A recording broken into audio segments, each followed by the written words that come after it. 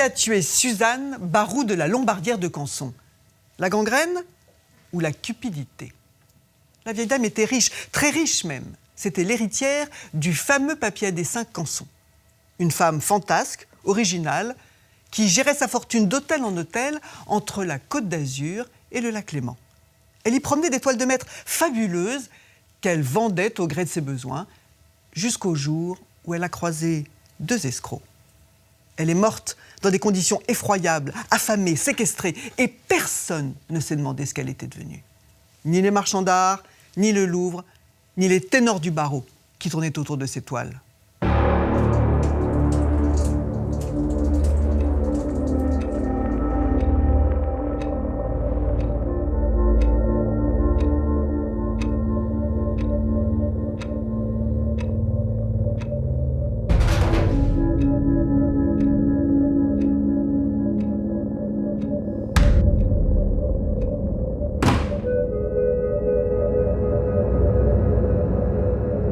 Avril 1987.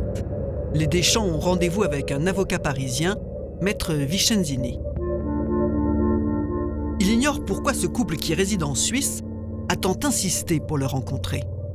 Un homme très grand, bel homme, et une femme beaucoup plus petite, avec un regard bleu d'une extraordinaire intensité et une chevelure blanche qui faisait comme un halo au milieu de son visage. Et je vois tout de suite dans ce regard de la détermination et de l'inquiétude. Et elle me dit, ma petite sœur est morte il y a quelques mois, elle a été incinérée, et nous appartenons à une famille, je m'appelle Jeanne Barou de la Lombardière de Canson, et on ne se fait pas incinérer dans la famille.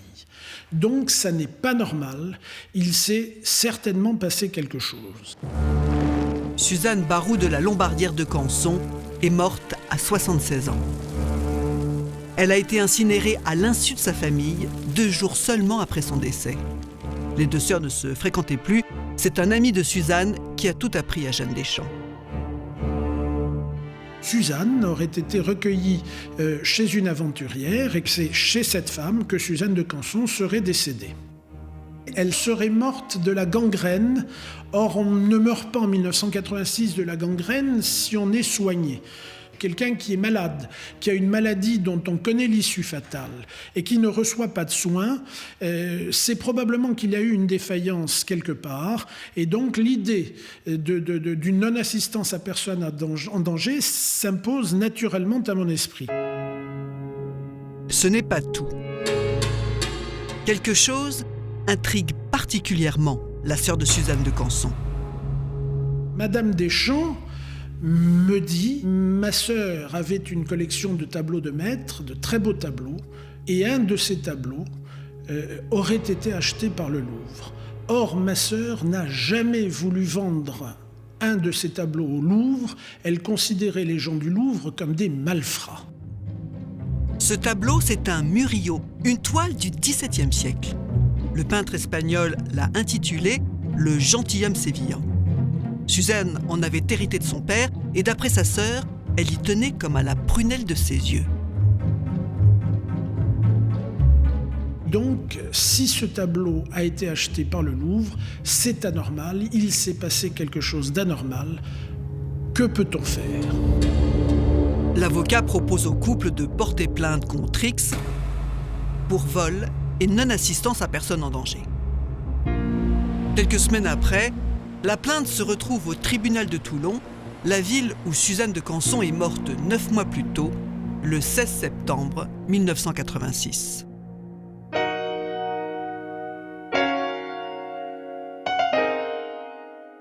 Jean-Pierre Bernard, à l'époque, vous êtes juge d'instruction au tribunal de Toulon. Vous avez en charge des dossiers de grand banditisme, de stupes. Vous avez instruit par exemple l'affaire Roberto Succo, ce tueur en série italien qui sévissait en France. Et pourtant, vous vous intéressez à ce petit dossier, si je puis dire. Pourquoi ? Vous vous intéressiez particulièrement à la peinture ? Quand j'étais à l'ENM, donc j'ai travaillé justement sur le circuit du tableau. C'est un mémoire de travaux dirigés. Donc cet intérêt personnel, je l'ai poursuivi quand j'étais à Toulon en fréquentant les galeries de peinture et en m'intéressant aussi aux différentes jurisprudences qui se rapportaient à l'importation, l'exportation et le contrôle des toiles. Et j'allais dire que les circonstances assez mystérieuses des faits présentés m'ont incité à accepter cette procédure. Et donc, vous rentrez en contact avec les Deschamps. Et que vous disent les Deschamps de Madame de Canson? C'est une personne qui vit de manière autonome, indépendante depuis des années, et qui a un petit peu une vie de nomade, partageant sa vie entre la France et la Suisse. Voilà, grosso modo, ce que j'ai comme information. Suzanne de Canson est née le 15 janvier 1910 à Paris, quelques jours seulement avant la grande crue historique. Elle et sa sœur sont les héritières d'une famille riche et connue, les Baroux de la Lombardière de Canson. Une famille qui a fait fortune au XVIIIe siècle dans l'industrie du papier en Ardèche. Le papier à dessin Canson, qui devient célèbre dans le monde entier. Le père de Suzanne et de Jeanne ne s'occupe plus de l'usine. Il est devenu antiquaire. Richissime, il habite avec sa famille dans un hôtel particulier des Champs-Élysées. Meubles, argenterie, sculptures, tableaux de maître, Jacques de Canson collectionne les antiquités et initie ses filles à sa passion.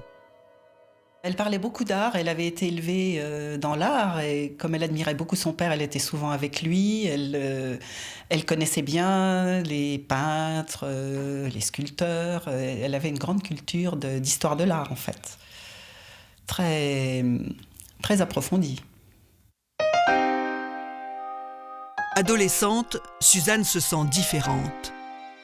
Et si elle se marie très tôt, à 18 ans, avec un cousin germain, ce n'est pas par amour.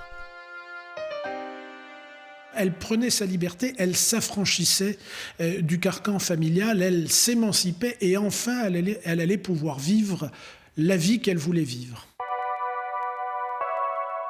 Quelques mois plus tard, Suzanne de Canson quitte son mari pour une femme, Laurence Paul, de 10 ans son aînée. À l'époque, en 1928, cela fait scandale.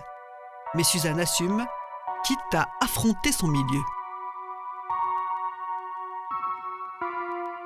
Elle a eu un grand amour dans sa vie, c'était cette Madame Paul, et elle lui a été d'une remarquable fidélité toute sa vie. Elle était certainement très en décalage vis-à-vis de son temps, mais elle était, je pense, très moderne. Pendant 30 ans, les deux femmes mènent une vie de luxe, presque marginale, d'hôtel en palace de la Côte d'Azur aux rives du lac Léman. Suzanne profite des largesses de son père, mais donne peu de nouvelles au reste de la famille. Quand le père meurt, eh bien, Jeanne ne sait pas où est Suzanne, et donc pour la retrouver, un appel est passé à la radio pour l'informer du décès de son père.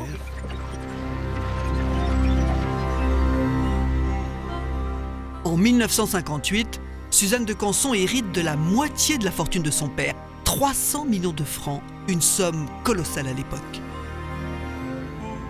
Des meubles, des toiles, beaucoup d'objets d'art que leur père collectionnait. Dans le lot, elle récupère le gentilhomme sévillant de Murillo et d'autres chefs-d'œuvre. Et figure dans ces tableaux de mémoire un Rembrandt, des Sanguines de Boucher, un Guardi, un Watteau, un Hubert Robert, un Quentin Latour, des noms, un Van Dyck, portrait de Lady Fane, si mes souvenirs sont bons. Elle avait des choses extraordinaires. Et donc elle vendait au fur et à mesure pour vivre. Et pour, elle voyageait. Elle voyageait, elle vendait, elle partait, elle revenait, voilà. Donc elle vendait à Paris, elle vendait à Monaco et elle vendait peut-être ailleurs, je ne sais pas. Elle vendait ses affaires.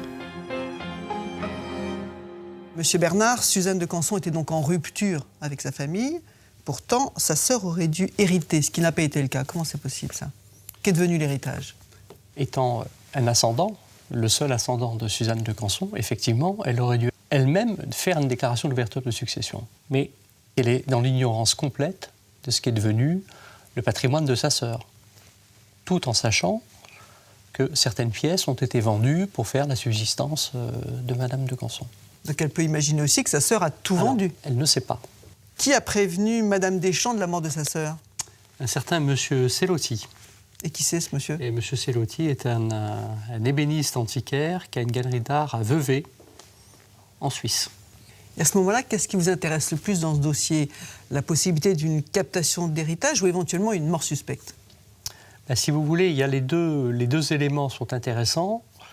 Ils ne sont pas forcément liés. Puisque, après tout, la captation d'héritage, il faut l'établir. Et la deuxième interrogation, c'est pourquoi cette Suzanne de Canson est décédée de manière inconnue dans une petite commune du Var, qu'elle a été incinérée, que sa famille n'a pas été prévenue. Donc, si vous voulez, les deux éléments sont intéressants. On n'a pas forcément cherché à faire le lien entre les deux, mais les deux pistes se sont croisées, forcément.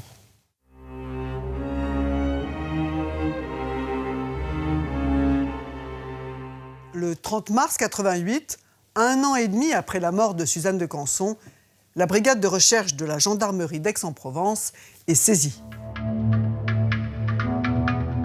Le gendarme Jean-Louis Bertrand s'y colle, presque à contre-cœur. J'étais pas très chaud parce que dans le métier, les captations d'héritage, c'est pas ce qui nous intéresse le plus. Le juge Bernard lui demande d'interroger l'homme qui a prévenu la famille de Suzanne de Canson, l'antiquaire ébéniste de Vevey, le fameux Louis Selloty. Il nous fallait absolument entendre cet individu. Parce qu'il a connu Madame de Canson, il affirmait des choses, le juge lui avait téléphoné, donc il lui avait dit, et tout ce que le juge nous disait, il nous fallait absolument le mettre par écrit. Le problème, c'est que Louis Selloty est suisse, et les gendarmes français ne sont pas autorisés à l'interroger. Seule solution, le faire venir en France, à Évian. Un début d'enquête assez rocambolesque. Il ne voulait pas venir. On lui a dit qu'on envoyait la vedette de gendarmerie traverser le lac pour qu'il puisse venir. Donc il était content. Il est arrivé, il a passé la journée avec nous. Et là, ça commençait à prendre forme. Il raconte qu'effectivement, il était un ami très proche de Madame de Canson. Il l'avait rencontrée en 1984. La vieille dame lui avait demandé de vendre certains de ses plus beaux tableaux, dont le fameux Gentilhomme sévillan. Elle avait d'ailleurs rédigé un mandat. Si Louis Selloty vendait cette toile, il toucherait une commission confortable. Mais quelques semaines plus tard, Suzanne de Canson s'est ravisée. Elle a débarqué brusquement dans la boutique en compagnie d'une femme et d'un homme. Ils sont arrivés, puis ils ont piqué les tableaux. Ils sont repartis avec Madame de Canson. Et là, il était très inquiet parce qu'il n'avait pas reconnu Madame de Canson telle qu'elle était. Telle qu'il avait connu une femme petite, fluette, mais très autoritaire, qui savait ce qu'elle voulait.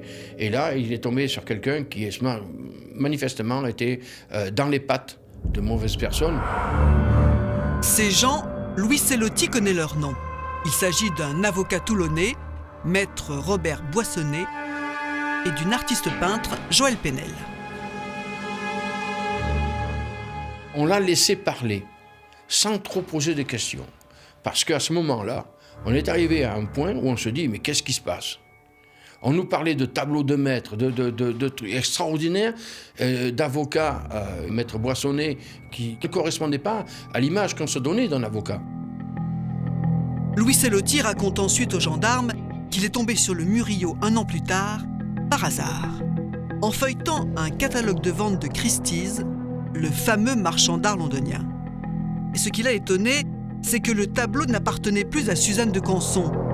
D'après le catalogue, la propriétaire était une certaine Jeanne Chapuis, morte à Genève en 1979, 6 ans plus tôt. Louis Selloty n'a rien compris. Les gendarmes, eux, sentent bien que le juge Bernard a raison de s'intéresser à cette histoire d'héritage. On avait besoin d'aller voir le juge, de discuter avec lui, de faire le point et nous dire on va faire un plan de travail parce qu'il va falloir faire d'une façon différente.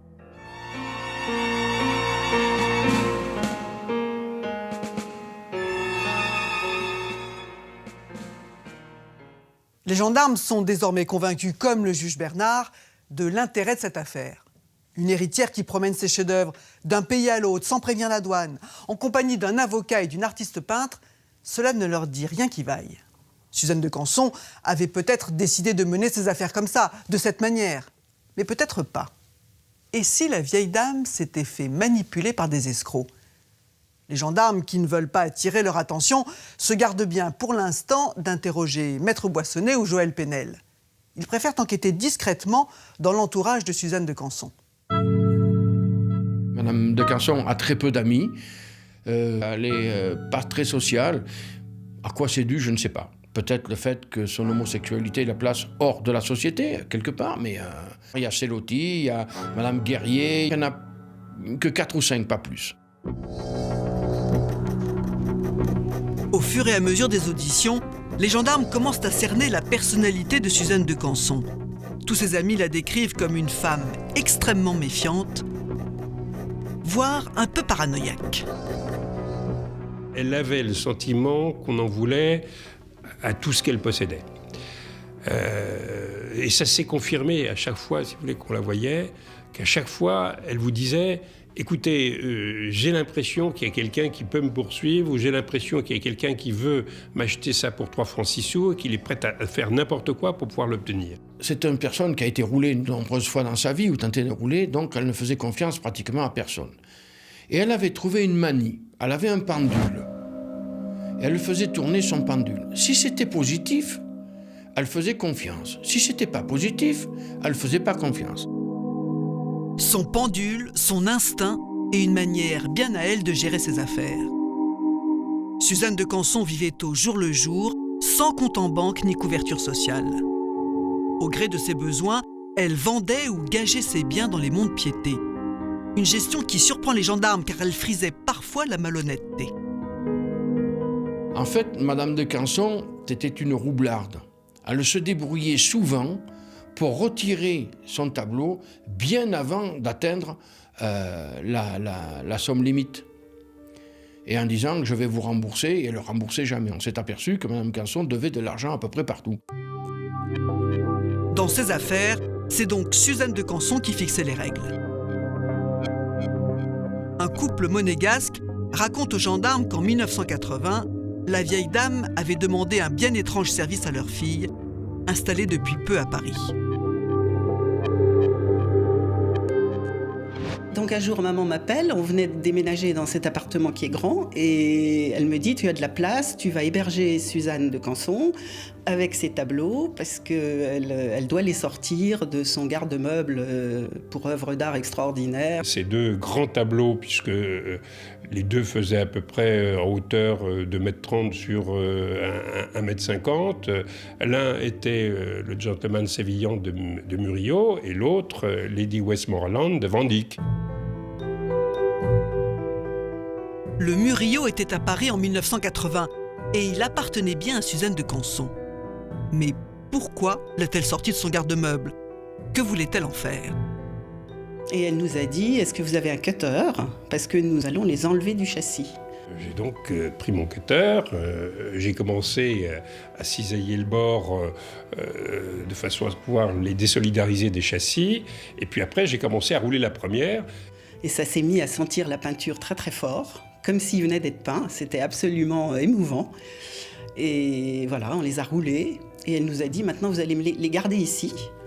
Et donc je les ai mis sous un canapé. Ma porte n'était pas blindée, je n'avais pas d'alarme, je n'osais plus sortir, et moi je n'en revenais pas d'avoir ça à la maison.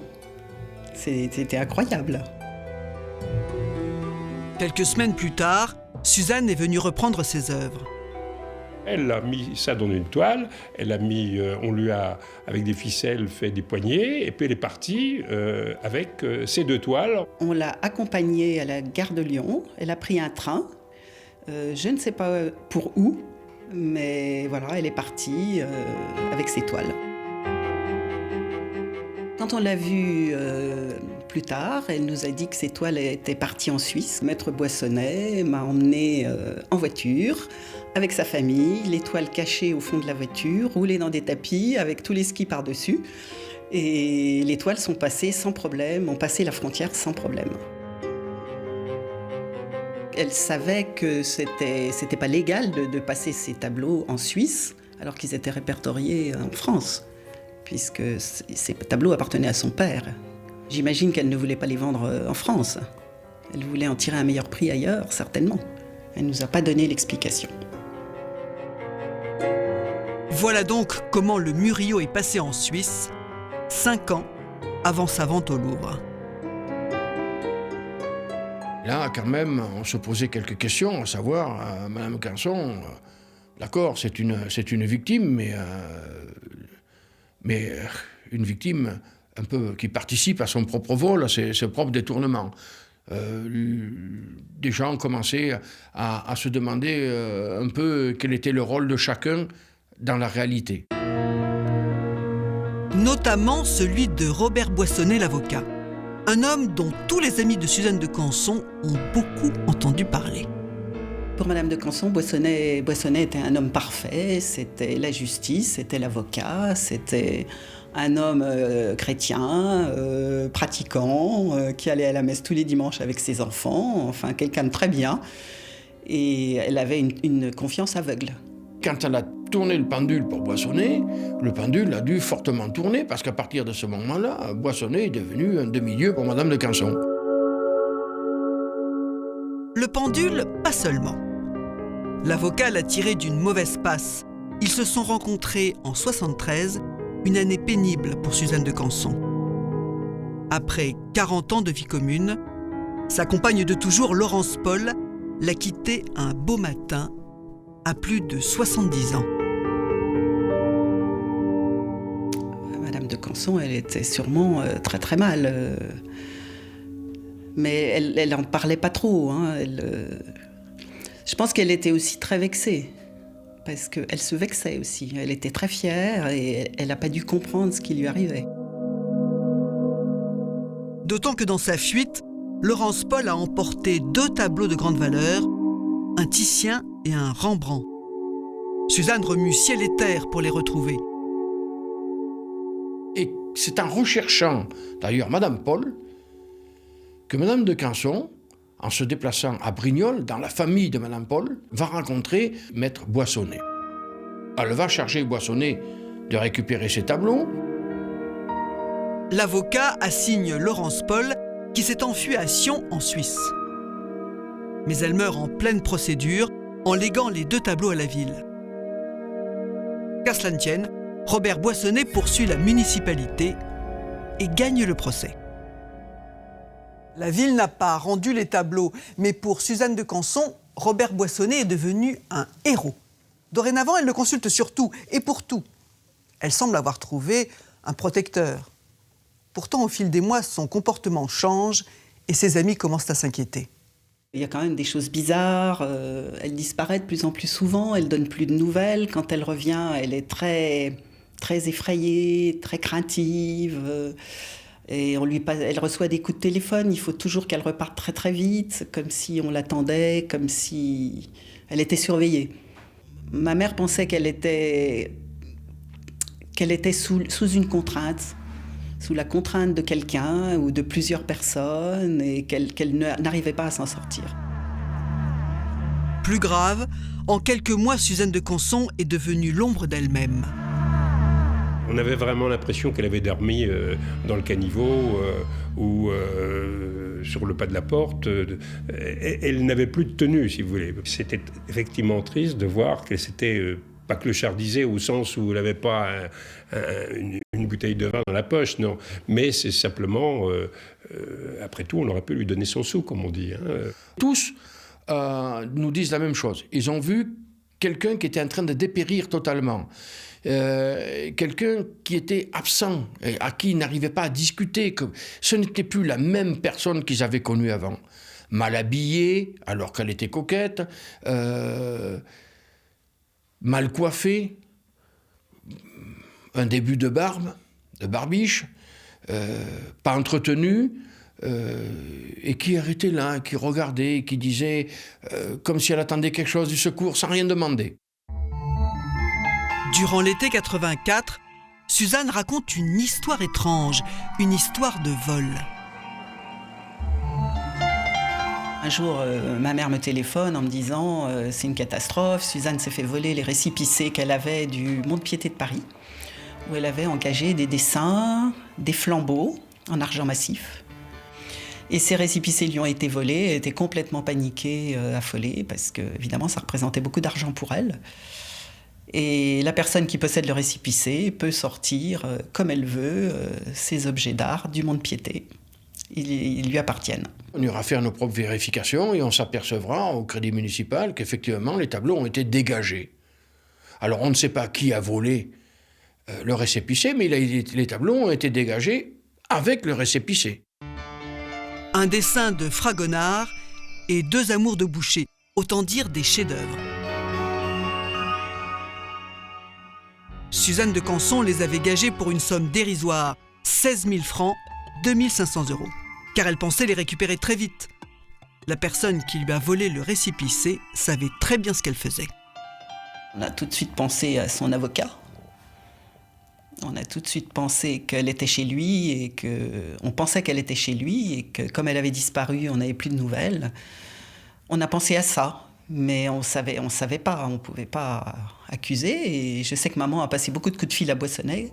Au début, il était très agréable et après, il était très désagréable avec ma mère au téléphone, avec quasiment en lui disant de quoi vous vous mêlez. Vous n'avez pas à vous mêler des affaires de Suzanne. Tout semble accuser Boissonnet. Mais quand les gendarmes découvrent dans quelles conditions le gentilhomme sévillan a été vendu, ils pensent que l'affaire est trop grosse pour l'avocat toulonnais. Les catalogues Christie's proposaient le Murillo à 10 millions de francs. Mais curieusement, le marchand d'art a renoncé à la vente et c'est le Louvre qui a acquis la toile. Y aurait-il eu des pressions ?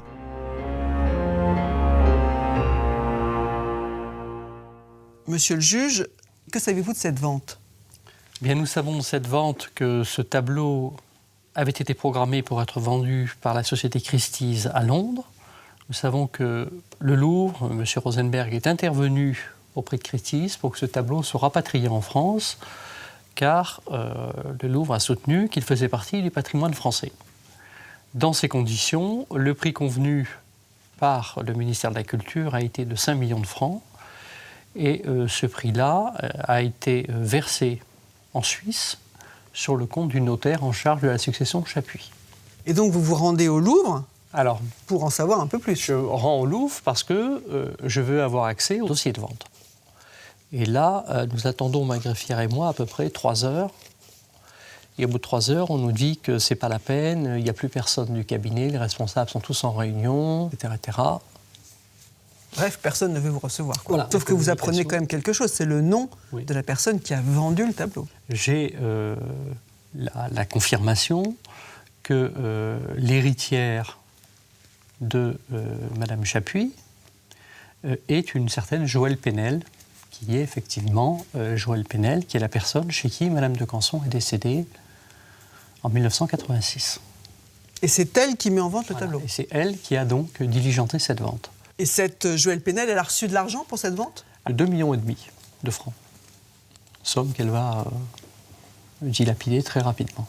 Comment se fait-il que le Murillo se soit retrouvé dans la succession de sa grand-mère, Madame Chapuis, alors que dans le même temps, il appartenait à Madame de Canson, qui était vivante ? Là, à l'époque, je veux dire, on est vraiment... L'infraction de captation d'héritage se dessine. Pour ne pas éveiller les soupçons de maître Boissonnet et de Joëlle Penel, les gendarmes préfèrent retourner en Suisse. Ils veulent entendre les avocats et les notaires qui ont réglé la succession. Là-bas, oui, on a eu d'énormes difficultés. On n'a pas pu entendre aucun avocat. Le fait, c'est qu'ils ne vous reçoivent pas. Ils vous disent qu'ils ne sont pas là. Ou qu'ils n'ont pas le temps. Un avocat, c'est à la fois un avocat et un notaire. Ils font les deux professions en Suisse. C'est des gens très haut placés. Ils ont beaucoup d'influence. Alors les gendarmes essayent d'en savoir plus sur Jeanne Chapuis, la grand-mère maternelle de Joëlle Penel. Pourquoi Suzanne de Canson lui aurait-elle légué le tableau le plus prestigieux de son patrimoine ? Encore une fois, les gendarmes se tournent vers les amis proches de Suzanne. On n'a jamais entendu parler de Jeanne Chapuis. Jamais. Elle n'a pas pu donner de tableau à Madame Chapuis, c'est pas possible. On l'aurait su, elle nous en aurait parlé. Elle vendait vraiment pour vivre. Donc elle ne pouvait pas donner, ça c'était pas possible. personne n'a entendu parler de cette Jeanne Chapuis. Les deux femmes n'étaient d'ailleurs vraiment pas du même monde. Jeanne Chapuis, veuve d'un cordonnier, finira sa vie à Genève, pauvre, alors à rien. Dans l'indigence la plus complète. Apparemment, Madame Canson et Madame Chapuis ne vivaient absolument pas dans le même milieu. Un, c'était un milieu le plus pauvre possible, l'autre, c'était un milieu de luxe. Ils ne pouvaient pas se rencontrer.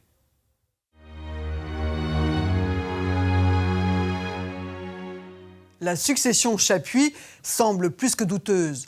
On dirait un montage élaboré pour spolier Suzanne de Canson. Mais les gendarmes n'en ont pas la preuve. Ils s'intéressent donc maintenant très sérieusement à cette Joëlle Penel, chez qui Suzanne de Canson est morte dans des circonstances très troubles. Joëlle Penel est née en 1940 en Indochine. Elle a 8 ans quand sa famille rentre en France. Elle est fille d'un militaire. Elle va donc aller de port en port, puisque c'est un militaire et un marin. À 16 ans ou 18 ans, elles sont sur Toulon. Elle se fait alors remarquer par sa beauté. Elle est élue Miss Toulon et rêve de gloire. Mais en 1958, au moment où Suzanne de Canson hérite de son père et mène la grande vie, Joëlle, elle, se marie avec un soldat marinier et fréquente les ports de garnison. Elle a marre de cette vie qu'elle a toujours connue, qui est toujours la même, partir, déménager en permanence. Joëlle Penel a 3 enfants, 2 garçons et une petite fille qui meurt à l'âge de 8 ans. En 1970, elle demande le divorce et s'installe à Toulon, la ville de sa courte gloire. Elle y rencontre un autre marin avec lequel elle a encore 2 garçons. Elle le persuade de quitter la marine et à tous les deux, ils ouvrent un bar à Chicago. Chicago étant le surnom de la basse ville de Toulon, que tous les marins connaissent. Et là, le bar, le Candice Bar, ils le tiennent à tous les deux. Mais l'affaire tourne court. À l'époque, le petit Chicago est le quartier chaud de Toulon, le quartier où les marins peuvent consommer filles de joie et alcool. Les rixes sont fréquentes et un jour, une bagarre éclate au Candice Bar. Le compagnon de Joëlle tue alors un client à bout portant. Pour le compagnon, c'est la prison et le Candice Bar doit fermer 2 mois seulement après son ouverture. Et là, elle va se retrouver encore toute seule. Et elle va commencer à vivre d'expédients. D'abord, elle va commencer à peindre et aller dans des ventes, ramasser des croûtes, en faire des faux, mettre des fausses signatures ou les revendre. Elle va vivre comme ça. Par la suite, elle va aussi essayer d'escroquer des gens. Mais au début des années 80, Joëlle Penel se stabilise. Elle a trouvé un petit boulot chez un avocat toulonnais, le fameux maître Boissonnet.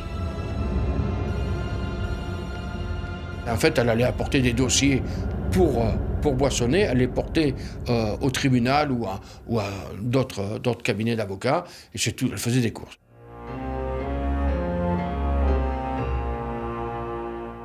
Les gendarmes savent donc maintenant comment maître Boissonnet connaissait les 2 femmes. Suzanne de Canson, bien sûr, sa cliente, mais aussi Joëlle Penel. Ils sont persuadés que l'avocat et l'artiste peintre ont fait main basse sur les biens de la vieille dame. Reste à trouver de quelle manière et surtout jusqu'où sont-ils allés pour ça. Les enquêteurs se penchent sur les relations entre Suzanne de Canson et Joëlle Penel. En fouillant dans la vie de Joëlle Penel, les gendarmes apprennent qu'elle a vécu avec Suzanne de Canson pendant plusieurs mois au Grand Hôtel de Toulon. C'était en 1985, justement au moment où Suzanne ne donne plus de signes de vie à ses amis. Les gendarmes interrogent alors les employés de l'hôtel. Rose était femme de chambre. C'est elle qui a accueilli les 2 femmes quand elles sont arrivées. Madame Penel est venue avec Madame de Canson et les 2 enfants. Ils ont pris le 3e étage. Ils ont pris les 3 chambres.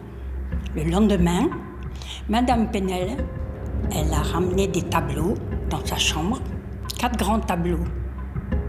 Elle m'avait dit, Rose, vous faites attention quand vous ferez le ménage, étant donné que ce sont des tableaux de maître. Madame Penel. Elle était assez grande, avec une chevelure assez ébouriffée. C'est pour ça qu'on l'appelait la lionne. Elle était très gentille, très avenante, sympathique. Elle s'absentait souvent, elle allait voir si elle pouvait vendre les tableaux. Madame de Conson, elle tournait dans sa chambre. Je suis rentrée une fois l'après-midi pour lui demander « Madame de Conson, avez-vous besoin de quelque chose ?» Elle me dit « Non, ma petite Rose, c'est gentil, non. Vous sortez pas un peu ?» J'ai dit « Si Madame Penel ne vient pas me chercher, je ne peux pas sortir. Pour la raison que je risque de tomber et puis Madame Penel, ça ne lui fera pas plaisir. » Ils avaient des bonnes relations. Mais au fil des semaines, l'état de la vieille dame de 75 ans semble se dégrader. Elle avait un visage triste, renfermé. Je lui ai posé la question, Madame de Conson, est-ce que vous êtes fatiguée? Madame de Conson me répond, oh ma pauvre Rose, si vous saviez. Alors je dis, qu'est-ce qui vous arrive encore? Madame de Penel me fait des misères. Je n'ai pas pris au sérieux. Parce que je n'ai pas trouvé Madame Penel si méchante que ça. Grâce au personnel de l'hôtel, les gendarmes apprennent que Joëlle Penel était en relation avec Londres et la Suisse. Elle se donnait beaucoup de mal pour vendre ses tableaux. Elle avait même embauché quelqu'un pour l'aider. Il me parle d'une secrétaire, d'une femme qui travaillait pour le compte de Joëlle Penel, comme secrétaire, comme dame de compagnie, et un peu pour tenir compagnie à De Canson également. Et on va se mettre à la recherche de cette personne. Une secrétaire, c'est au courant de tout. On suit sa trace. On arrive à un endroit, on nous dit « Allez là, on y va ». On interroge autour les gens. « Ah, mais je crois qu'elle est à tel endroit, on va voir à tel endroit. »« Ah non, non, elle n'est pas là. » Alors on revient. Et là, on va perdre du temps. La secrétaire reste introuvable. Alors les gendarmes s'intéressent à la maison où Suzanne de Canson est morte. Une villa achetée par Joëlle Penel à la Garde sur les hauteurs de Toulon. Les deux femmes s'y étaient installées en novembre 85, après avoir quitté le Grand Hôtel. Suzanne n'avait plus que 10 mois à vivre. Joëlle Penel y habite toujours. Les gendarmes interrogent les voisins discrètement. Une voisine va nous expliquer que elle a aperçu une vieille dame, que cette vieille dame semblait un peu délaissée, ou souvent elle entendait des cris. Madame de Canson, on fait une enquête, est déjà morte depuis 2 ans. Et là, on constate que plus on prend du temps, plus les preuves, si on en trouve, vont disparaître. Le juge me dit, il faut tomber, il faut y aller. Tomber, c'est-à-dire arrêter Joëlle Penel et perquisitionner sa villa. Le 15 juin 88, les gendarmes débarquent à 6h du matin. On sonne, Penel ouvre la porte, elle est en robe de chambre, elle ne crie pas au loup, elle n'est pas étonnée. On dit qu'on a une perquisition à faire et puis on commence à se gratter la tête parce qu'on jette un œil à droite et à gauche et on voit des documents partout. Des documents partout, partout, partout. On ne peut pas lire à ce moment-là tout. Donc on va tout saisir et puis on va saisir la centaine de tableaux que l'on va trouver dans l'appartement. Certains, manifestement, avaient été peints par Madame Penel, puisqu'on y trouve un chevalet avec des tubes de peinture et tout ça. Joëlle Penel se présente comme artiste peintre. Elle aurait fait les beaux-arts et signe ses toiles Candice Candy. La perquisition continue et au milieu du désordre, les gendarmes tombent sur son portefeuille. Et là, on va, aux surprises, trouver une photo de Madame de Canson. Quand vous regardez la photo, vous avez le haut le cœur. Parce que cette photo, vous voyez une petite dame qui a des moustaches, qui a une barbe, qui n'est pas entretenue, qui a les cheveux raides. Manifestement, c'est la photo d'une dame qui est délaissée.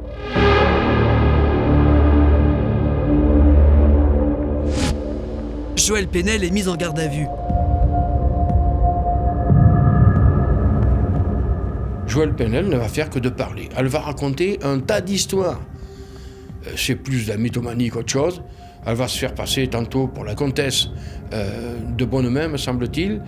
Elle nous dira même qu'elle connaît un ministre, qu'elle citera, qu'elle a des avocats très connus et de renom qui s'occupent d'elle, qu'elle connaît du monde. Et c'est pas des menaces, mais bon, ça pourrait ressembler pour certains. Elle essaye de s'en sortir. Au bout de 48 heures de garde à vue, Joëlle Penel est présentée au juge d'instruction de Toulon. Monsieur Bernard, Joëlle Penel se retrouve donc dans votre bureau. Et que vous dit-elle des relations qu'elle entretenait avec Madame Suzanne de Canson ? Ce sont des relations, je ne dis pas quasiment filiales, mais en tout cas affectives. C'était une dame abandonnée qu'elle a hébergée, qu'elle a nourrie, qu'elle l'a fait voyager, l'a emmenée en Suisse, dans différents endroits. Et elle l'a présentée de manière très courante comme sa tante. Il a été relevé dans la procédure que Joëlle Penel se faisait appeler par certains Penel de Canson. C'est dire, elle a même eu un passeport sous ce nom. Voilà. Comment explique-t-elle que Madame de Canson ait légué des toiles à sa grand-mère, Madame Chapuis ? Sa grand-mère, donc Jeanne Chapuis, était une milliardaire qui fréquentait la famille de Canson. Et sa grand-mère même, qui aurait été à un moment donné la maîtresse de Balthus, ce qui faisait que Joëlle Penel était devenue le modèle de Balthus. Cette grand-mère, donc, avait même acheté des toiles au père de Canson, donc avant 1958. Et ils étaient connus de la famille, ce qui fait que Madame de Canson, tout naturellement, dans l'année 79, avait décidé de tout donner à Jeanne Chapuis. Ça, c'est de la mythomanie pure et simple. Complètement, oui.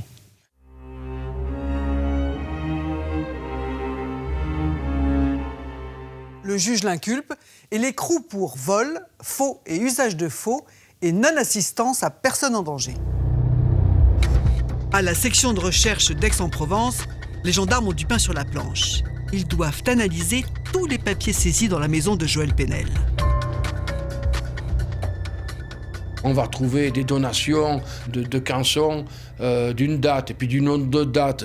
On va retrouver des documents attestant que c'est sa grand-mère, une certaine Chapuis, qui lui donnera les tableaux. Donc tout ça, on sait qu'on va pouvoir travailler là-dessus et on va le faire.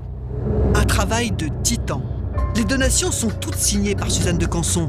Certaines sont datées de 85, d'autres de 86 et même de 84. Des donations étranges qui se contredisent.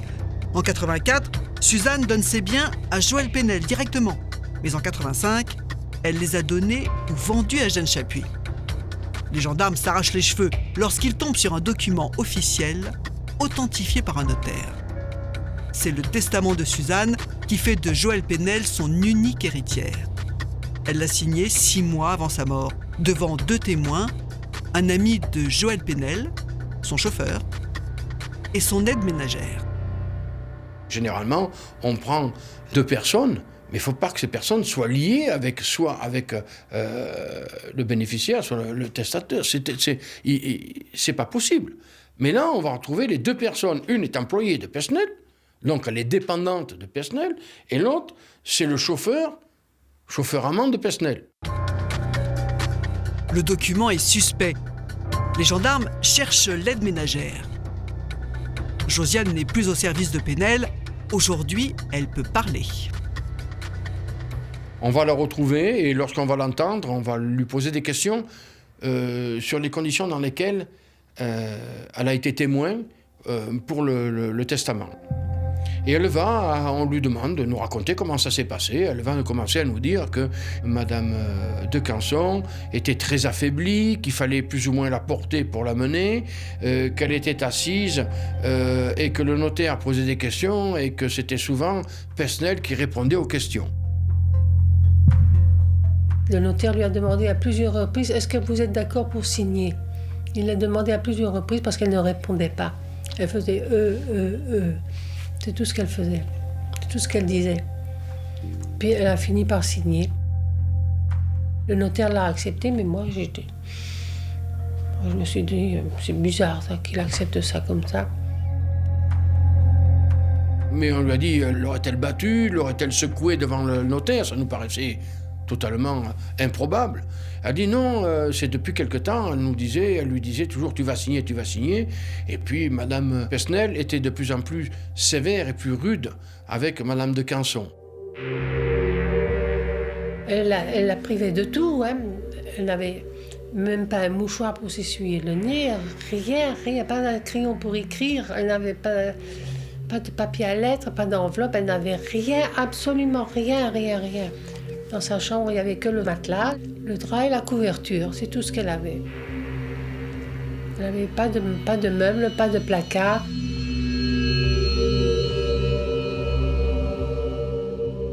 Madame Pesnel m'a simplement dit, c'est une vieille tante au 5e degré.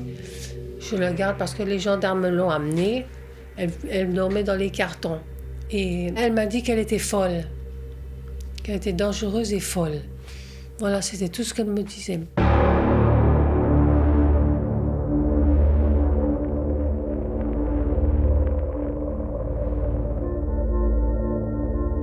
Il y avait une porte vitrée. Elle ne pouvait pas sortir, c'était fermé. Et l'autre porte qui donnait dans l'appartement était fermée à clé aussi. Elle était dans le noir, strictement dans le noir, même en pleine journée. Que ce soit jour et nuit, elle était dans le noir. C'est Madame Pesnel qui a dévissé l'ampoule parce qu'elle trouvait que Madame de Canson usait trop d'électricité. Elle était squelettique. Elle était un squelette ambulant, elle était vraiment squelettique. Elle ne tenait pas bien debout, hein. Elle était faible. Elle ne mangeait pas. Elle n'avait rien à manger. Que des yaourts, des céréales. Mais elle ne mangeait jamais avec nous à table, comme nous. Jamais. Madame Pesnel la douchait. Évidemment, c'est toujours elle qui la douchait. Et Madame de Canson s'est plainte que c'était trop chaud. Et ça, elle s'est plainte plusieurs fois. Elle lui lavait tout le corps avec le mire. Les cheveux, tout. Tout y passait. Avec des serpillières, elle l'essuyait. Pas de serviettes, des serpillières. Je me souviens très bien. Et un jour, elle l'a douchée. Puis à un moment donné, Madame Pesnel s'est éclipsée. Et je me suis retrouvée seule avec Madame de Canson. Puis elle a failli glisser. Elle s'est accrochée au dernier moment. Puis elle m'a dit, elle s'est retournée vers moi d'un air implorant en me disant « Elle veut me tuer. Voilà, c'est tout ce qu'elle m'a dit. Moi, je ne savais pas quoi faire. Hein. Moi, je me dis dans quel drap je me suis mise. Hein. Je ne savais pas, j'étais pas tranquille non plus de voir ça. Et je ne pouvais rien faire. Elle était sous la coupe de Madame de Pesnel. Hein.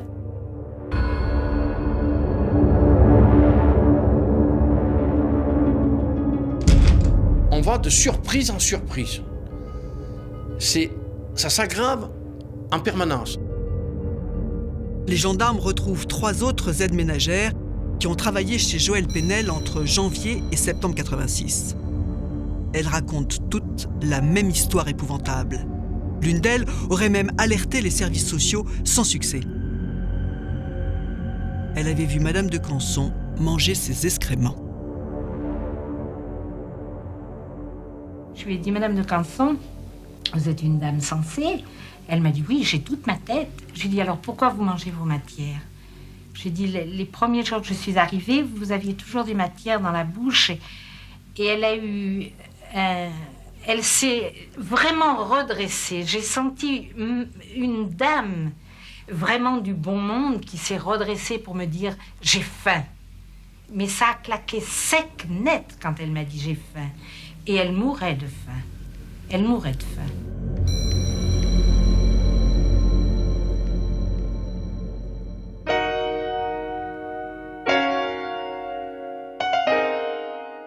Maître Francis Spiner, avec Maître Vicenzini, vous êtes l'avocat de la partie civile. Avec le témoignage des aides ménagères, l'affaire prend une autre tournure.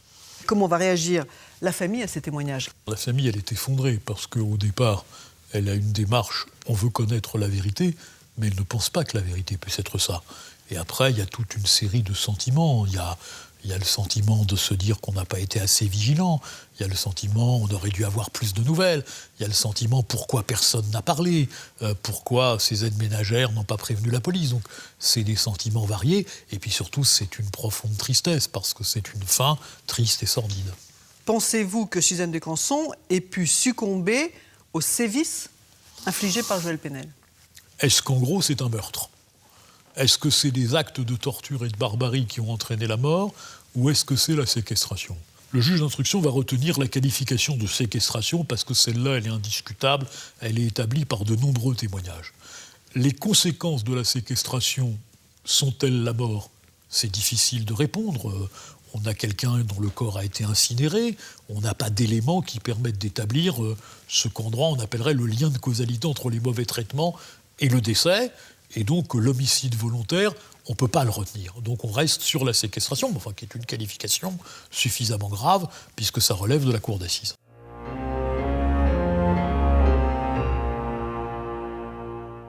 Tandis que Joël Penel est poursuivi pour séquestration, maître Robert Boissonnet est inculpé de non-assistance à personne en danger et complicité de vol. L'avocat est lui aussi écroué. On a la conviction, à ce moment-là, qu'elle est morte à cause des tableaux. Donc, pour conforter notre opinion et ce qu'on fait, il nous faut retrouver tous les tableaux. Et puis, de toute façon, ça fait partie de notre mission. Et le gendarme a une idée. Publier un appel à témoins dans la Gazette de l'Hôtel Drouot avec une photo des tableaux recherchés et le portrait de Joël Penel et Robert Boissonnet. Et ça marche. Un grand antiquaire français va nous contacter et lorsqu'on ira le voir, il nous remettra 3 dessins de Boucher et de Fragonard. Il nous indiquera que c'est Joël Penel qui lui a vendu.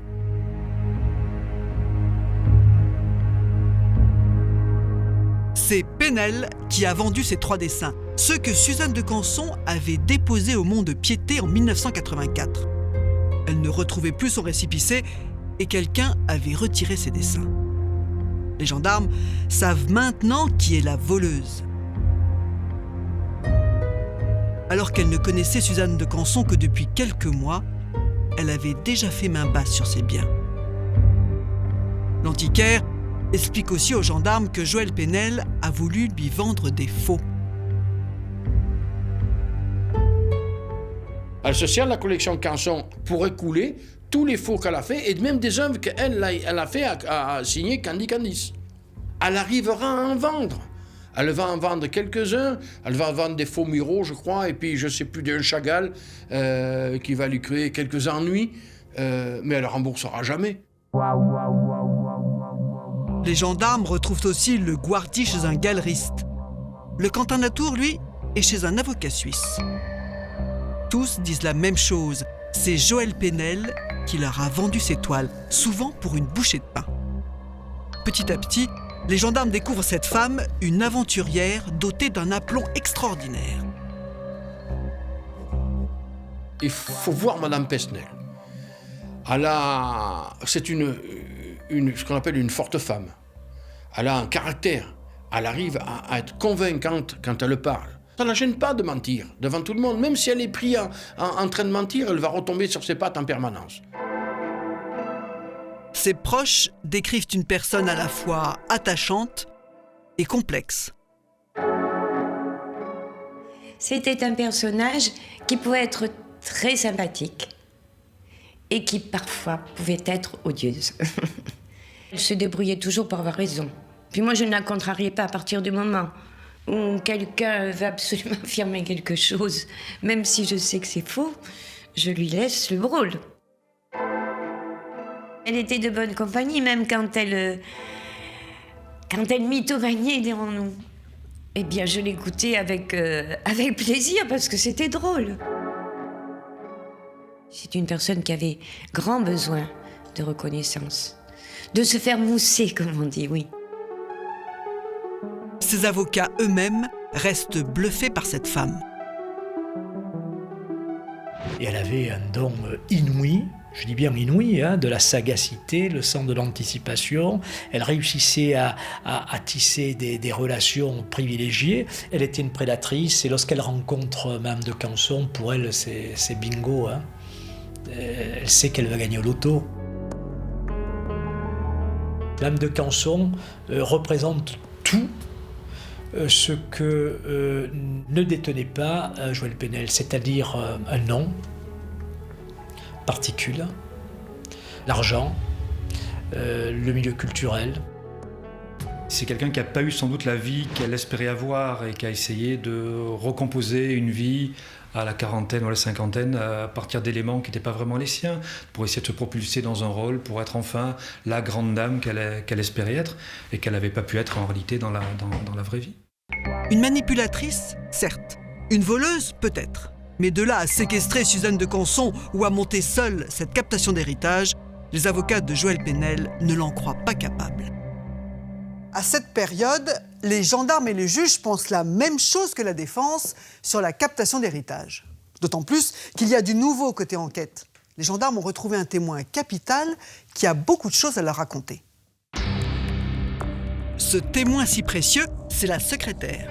Joël Penel l'avait embauchée quelques mois en 85, quand elle s'était installée au Grand Hôtel de Toulon avec Suzanne de Canson. Les gendarmes la cherchaient partout, ils l'ont retrouvée en octobre 88.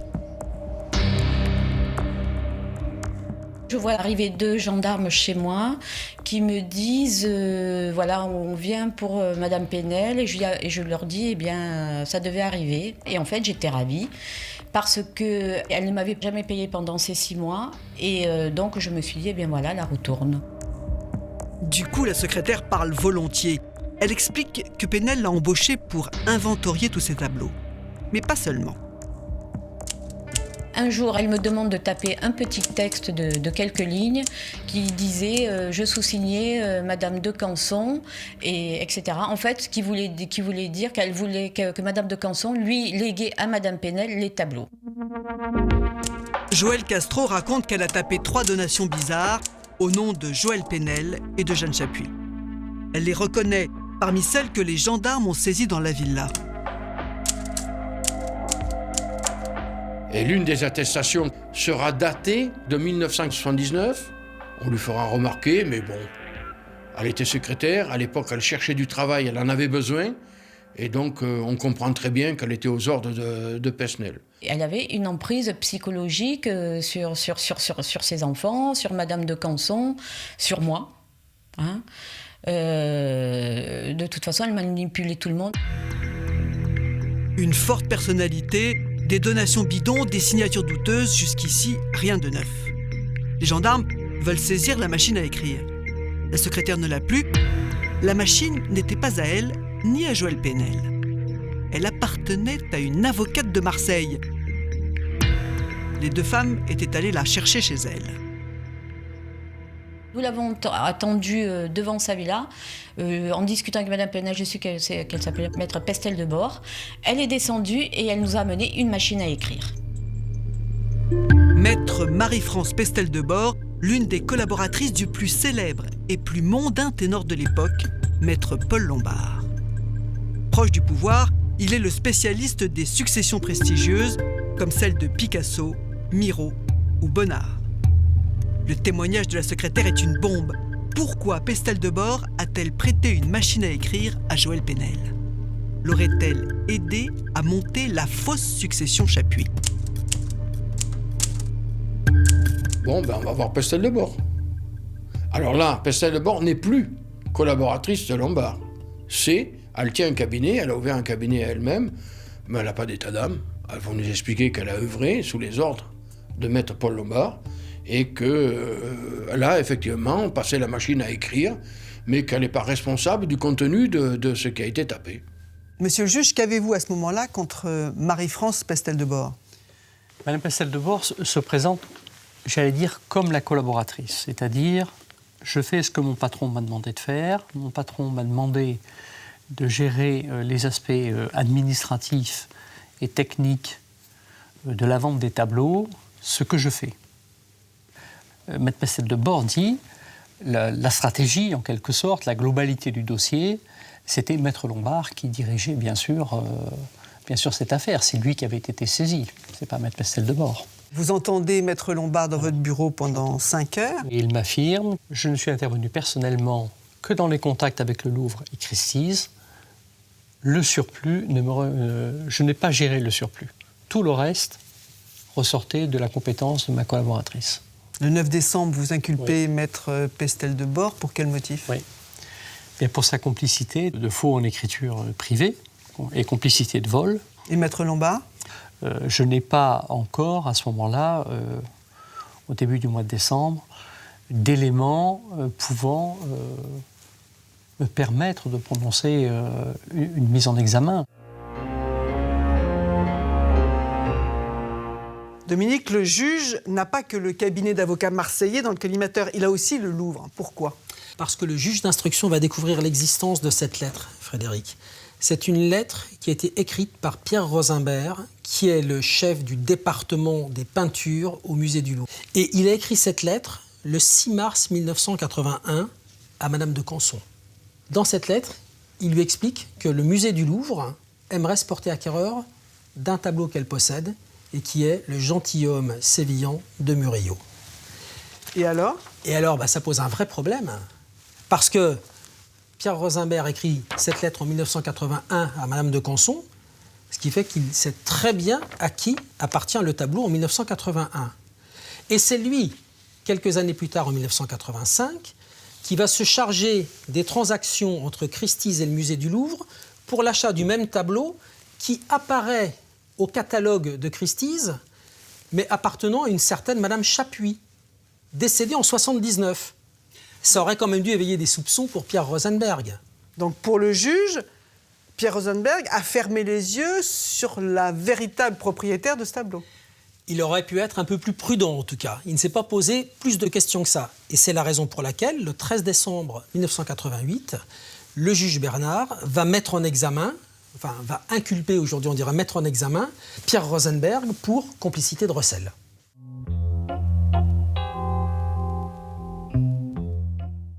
Maître Lombard, Maître Pestel-Debord, Pierre Rosenberg, la liste des personnalités impliquées dans l'affaire grossit et la presse s'empare de l'histoire. Dans les journaux, on ne parle plus que du Murillo et des inculpations qui se succèdent. L'affaire Canson devient une affaire nationale, pas loin de l'affaire d'État. Le 21 décembre 88, Paul Lombard est à nouveau convoqué par le juge. Les journalistes se précipitent. Le TGI de Toulon était entouré de cars, de régies, de voitures de télévision, d'équipes de journaux. Donc on voyait visiblement qu'à Toulon, il y avait un événement majeur, même si ce n'était qu'une affaire judiciaire.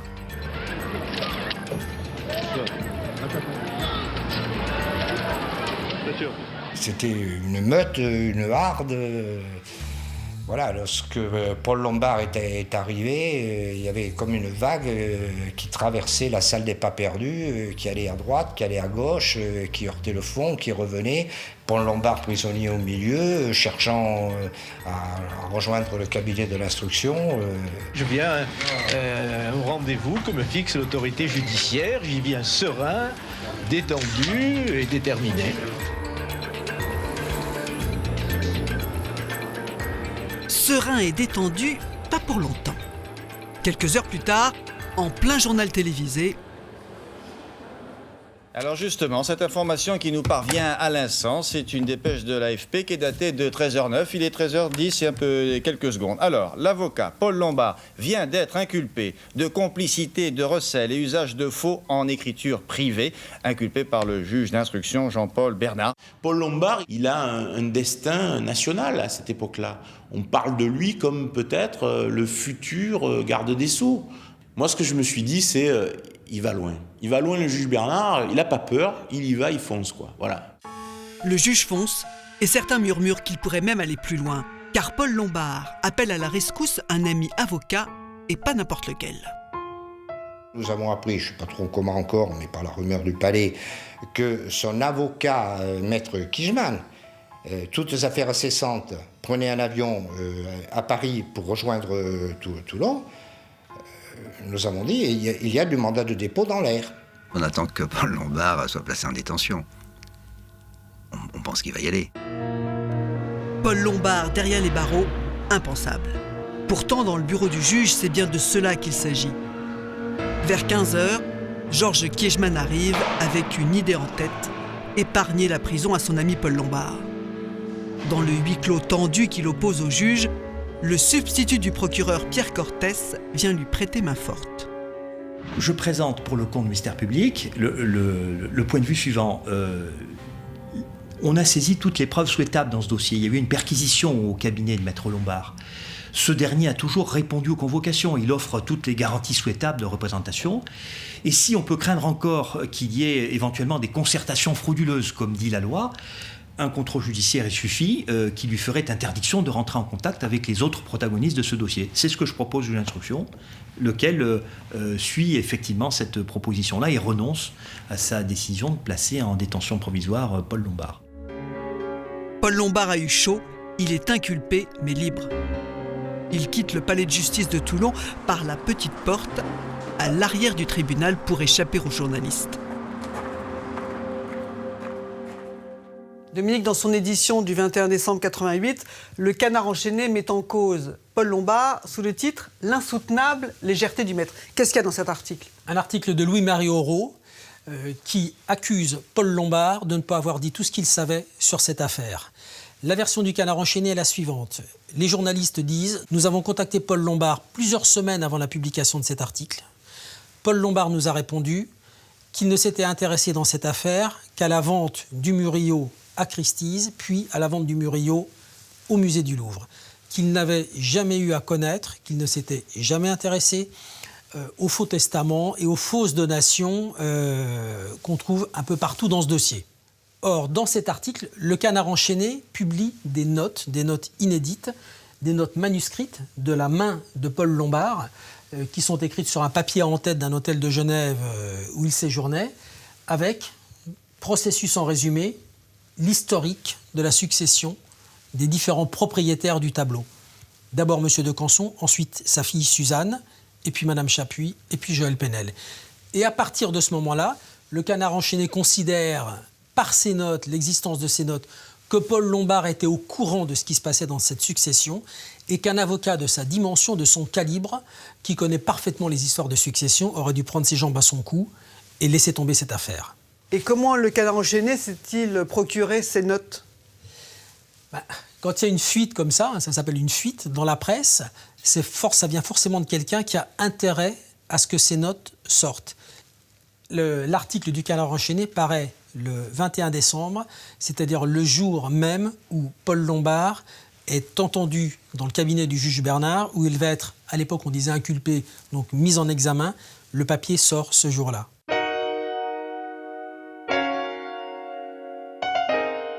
Maître Paul Lombard, cet article du Canard enchaîné vous fait beaucoup de tort.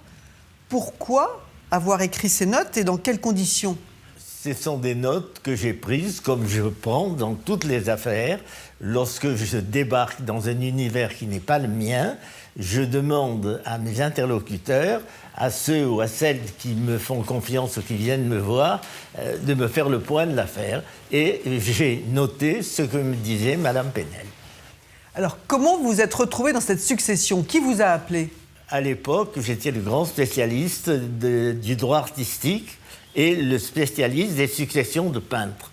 C'est pourquoi Mme Penel, pour l'appeler par son nom, a fait appel à moi. Donc c'est Joël Penel qui vous a contacté ? Mais évidemment, c'est pas moi qui suis la contacter, je ne connaissais pas son existence. Ce n'est pas le Louvre ne vous a pas contacté ? Mais pas du tout, là, à aucun moment, le Louvre m'a contacté. J'ai pensé que lorsqu'il fallait discuter l'interlocuteur le plus prestigieux, le plus insoupçonnable, c'était le Louvre, et que par conséquent, c'est avec lui et lui seul qu'on pouvait discuter. Mais à aucun moment, j'ai été en dehors des normes de la loi. Le juge, il vous soupçonnait de quoi en fait ? Il pensait que vous aviez fait quoi ? On pensait que j'avais peut-être facilité à un moment donné quelconque la démarche d'une fausse succession. Or, Cette Madame Penel avait 3 notaires, 2 notaires français et un notaire suisse, et vous voulez, moi, avocat qui ne possède aucun moyen d'investigation, j'ai la puce à l'oreille, dire des choses pareilles, c'est indigne, voilà.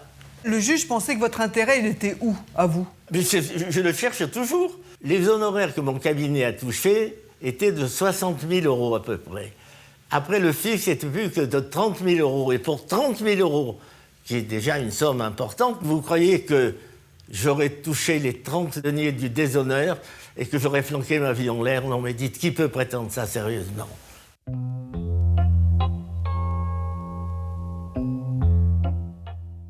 Maître Lombard inculpé, le juge veut éclaircir le rôle des uns et des autres. Jusqu'ici, tout le monde se renvoie la balle. Alors le juge tente un coup, il organise une confrontation générale. Une confrontation en présence de tous les inculpés, mais aussi de Jeanne Deschamps, la sœur de Suzanne de Canson. C'est la première fois que les journalistes peuvent l'approcher. Ce jour-là, c'est un cirque un peu, voilà. Un cirque médiatique et avec les ténors du barreau en vedette. Je crois que le magistrat instructeur a déclaré récemment que peut-être Maître Lombard était le sommet d'une pyramide. Moi, je crois que c'est une pyramide qui marche sur la tête.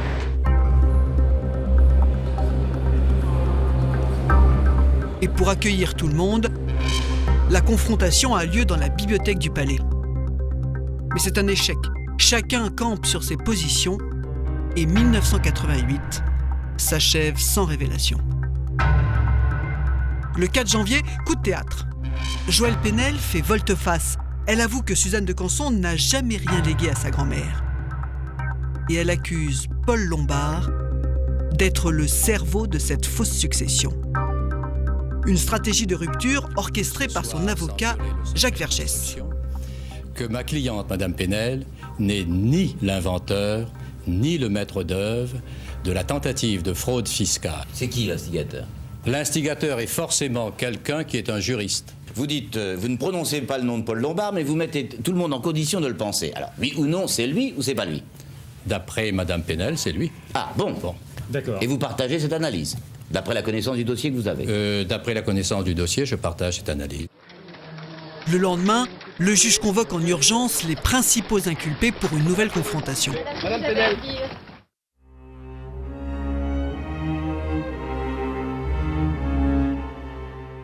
Monsieur Bernard, qu'est-ce qu'il ressort de cette nouvelle confrontation? Madame Penel accepte de discuter. Elle va reconnaître que la succession Chapuis est fausse, que les attestations de donation faites par Maître Boissonnet sont fausses, et que finalement, elle a fait ça pour pouvoir récupérer de l'argent, tout simplement. Et elle ajoute que Maître Lombard l'a volé dans la négociation avec le Louvre. Bien sûr, Maître Lombard proteste, il dit « mais ça dépasse l'entendement, j'ai jamais entendu de choses pareilles, etc. » Madame de Canson n'a-t-elle pas été oubliée en définitive dans cette agitation médiatico-judiciaire? Madame Canson reste quand même au centre de l'affaire. Mais est-ce que cette médiatisation, elle vous a gêné en définitive? Oui et non, je veux dire, il y a les deux côtés. Il y a le côté, bon, c'est un petit soutien quand vous pensez qu'il y a des pressions un petit peu fortes. Ça fait une petite soupape de lire quelques articles bien faits. Vous avez subi quoi comme pression? Il y a la pression faite par le barreau sur ce dossier-là. Je passe sur les autres pressions. C'est quoi les autres pressions, justement? Les autres pressions, je veux dire, ce sont des pressions. Alors, il y a eu en plus, par exemple, les épisodes des menaces de mort. Dans le même temps, d'ailleurs, vous êtes nommé vice-président au TGI de Lille. Ouais.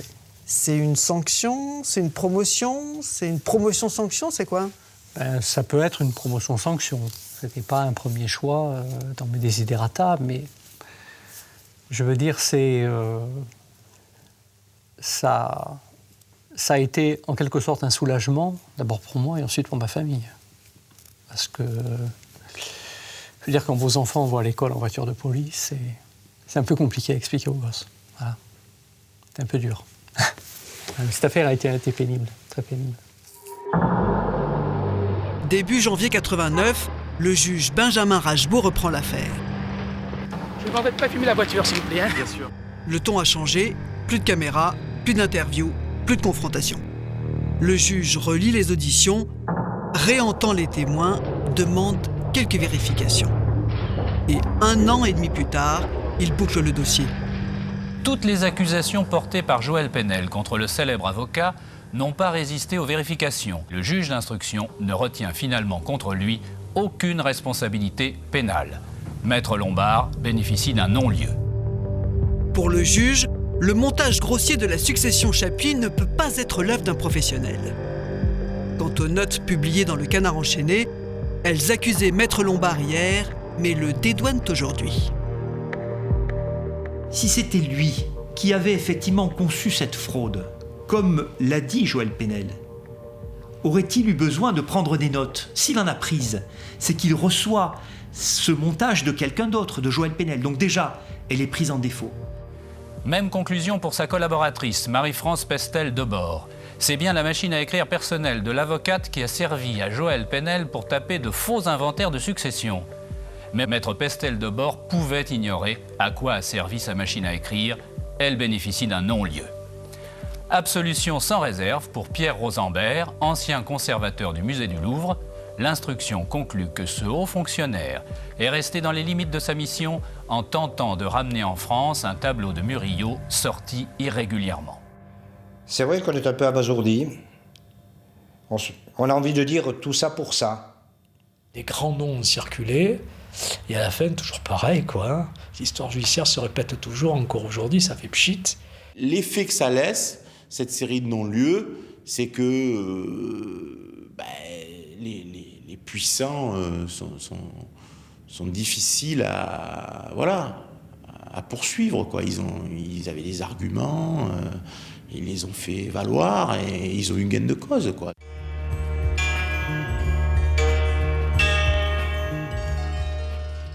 Maître Lombard, on a dit à l'époque que les puissants, je cite, étaient difficiles à poursuivre et qu'ils avaient eu gain de cause. Est-ce que c'est vous qui faites partie des puissants? Est-ce que j'ai l'impression que vous avez l'impression que je fais partie des puissants?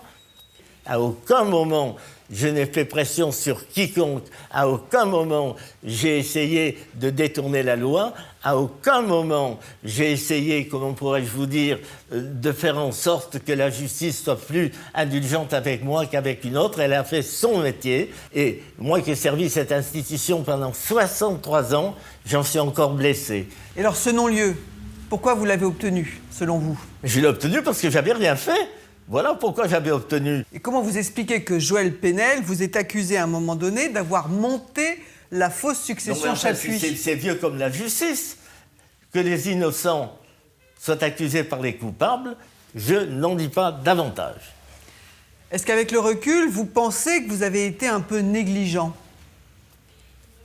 Très franchement, non. J'ai été sans doute crédule. J'ai été, comment pourrais-je vous dire, trop crédule. Mais personne, je vous assure, personne ne peut me soupçonner d'une malhonnêteté quelconque. Ça ne vous a pas alerté, cette succession d'une vivante à une morte, par exemple? Que les testaments, les donations étaient des faux? Mais après, une fois que le dossier a été terminé, pendant 5 ans, on m'a interrogé, pendant 5 ans durait cette procédure, et on n'a rien trouvé contre moi. Alors, je dis que dans cette affaire, je suis... Comment pourrais-je vous dire? Je suis encore mal remis de ce drame. Et si vous voulez que je vous fasse une confidence, je ne m'en remettrai jamais.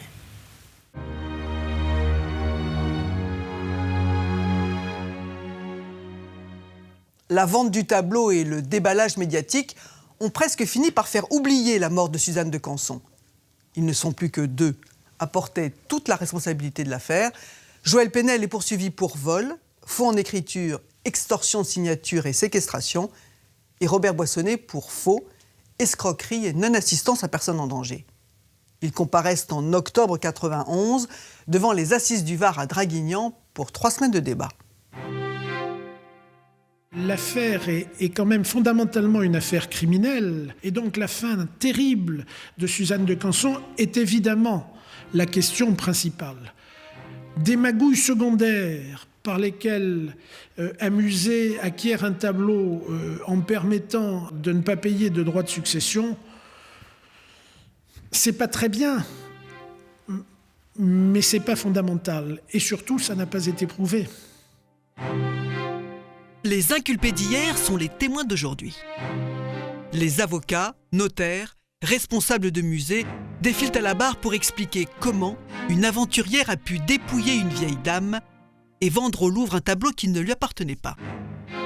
Des explications qui cachent mal leur gêne. On est comme dans un jeu de poupée gigogne. C'est-à-dire que les notaires s'abritent derrière les avocats en disant « oui, mais bon, il y avait un avocat célèbre, là, les avocats s'abritent derrière les notaires, le Louvre s'abrite derrière les avocats s'abritent derrière le Louvre, et personne ne va voir parce que finalement, est-ce que quelqu'un a intérêt à savoir si Joël Penel est bien ou non propriétaire de ce tableau ?» Les aides ménagères se succèdent à la barre et racontent dans quelle misère et dans quelle souffrance Suzanne de Canson a fini sa vie. Maître Garot, qui a rejoint la défense, contre-attaque. Si elle a vu de tels spectacles, pourquoi n'a-t-elle rien dit? Pourquoi n'est-elle pas allée à la police? Pourquoi n'est-elle pas allée à la gendarmerie? Pourquoi n'est-elle pas allée à la DAS, etc. J'en passe et des meilleurs. Joël Penel, pendant les 6 derniers mois avant le décès de Suzanne de Canson, passait la moitié de son temps, la moitié de sa semaine, à Genève. Alors Suzanne de Canson a été séquestrée par Joël Penel 3-4 jours par semaine, et le reste du temps séquestrée par qui? Ça tient pas. Mais dans le box, Joël Penel ne répond pas aux accusations. Elle semble à côté de la plaque.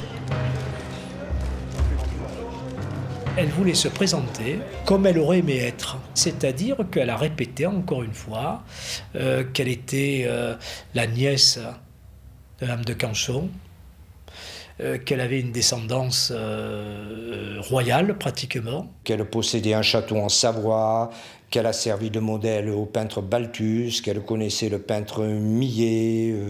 Elle se comportait comme un véritable kamikaze judiciaire. Je me disais, mais elle va réagir. On lui disait, mais Mme Penel, vous allez être condamnée lourdement. Mais Dudicelli, nous verrons bien, nous verrons bien, nous verrons bien. Elle avait la vedette. Les réquisitions durent 5 heures. L'avocat général Cortés demande le maximum, 20 ans pour Penel, 5 ans pour Boissonnet. Le jury délibère pendant plus de 12 heures, du jamais vu aux assises du Var. Il est plus de minuit quand la cour rend son verdict. Les jurés du Var ont tout de même reconnu les circonstances atténuantes à Joël Penel et l'ont condamné à 13 ans de réclusion criminelle. Elle est catastrophée, elle a éclaté en sanglots, elle est allée vers son fils en disant « mais j'ai rien fait, j'ai rien fait, j'ai rien fait, j'ai rien fait ». Déçu, catastrophé même, Robert Boissonnet. Il devra retourner en maison d'arrêt. Les jurés l'ont condamné à 4 ans de prison, dont 1 avec sursis.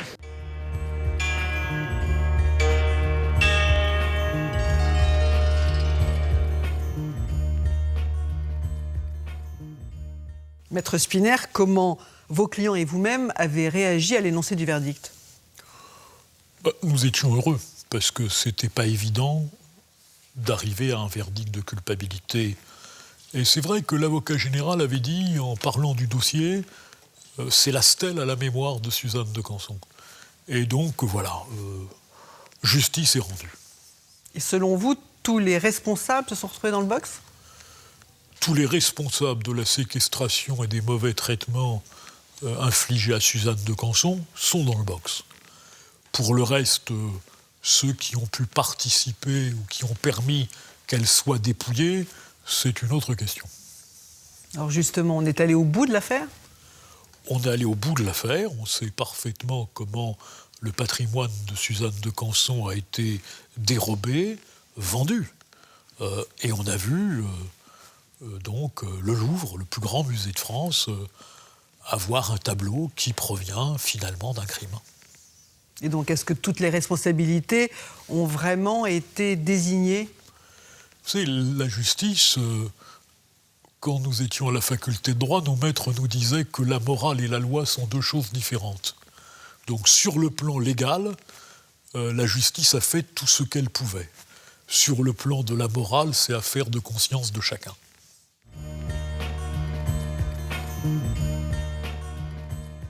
Après avoir purgé sa peine, Joël Penel s'est reconverti dans l'immobilier. Quant à la famille de Suzanne de Canson, elle s'est battue longtemps pour récupérer ses toiles. En vain. Le gentilhomme sévillan est toujours au Louvre, premier étage, salle 26.